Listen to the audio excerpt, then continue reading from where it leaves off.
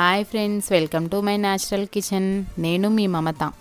ఈరోజు నేను ఇంట్లోనే ఎంతో ఈజీగా చేసుకునే పుట్నాల పప్పు లడ్డు చూపిస్తున్నానండి బెల్లంతో.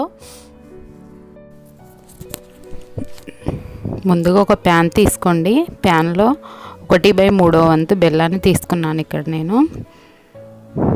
1 కప్పుకు 1/3 వంతు బెల్లం తీసుకోవాలండి.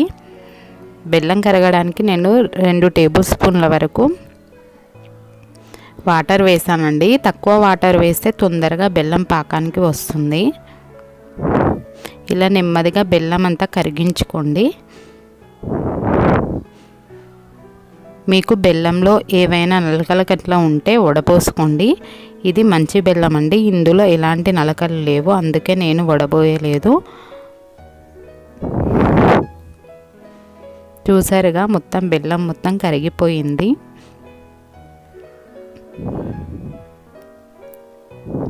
ఆల్మోస్ట్ బెల్లం పాకం వచ్చిందండి. ఈ ముద్దలకి పాకం అనేది గట్టిగా రావాలండి.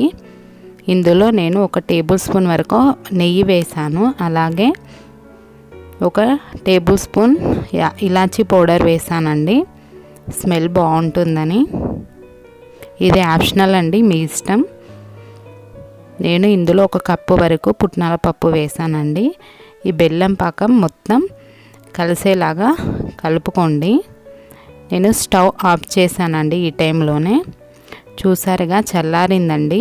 చల్లారిన తర్వాత చేతికి తడి చేసుకుంటూ మెల్లగా ఇలా ముద్దలు కట్టుకోండి. చాలా బాగా వచ్చాయి కదండి. చూసారుగా ఎంత బాగున్నాయో. ఒకసారి ట్రై చేయండి మీరు కూడా. నా వీడియో కనుక నచ్చినట్లయితే లైక్ చేయండి, షేర్ చేయండి, కామెంట్ చేయండి, సబ్స్క్రైబ్ చేయండి. థ్యాంక్ యూ ఫర్ వాచింగ్ అండి.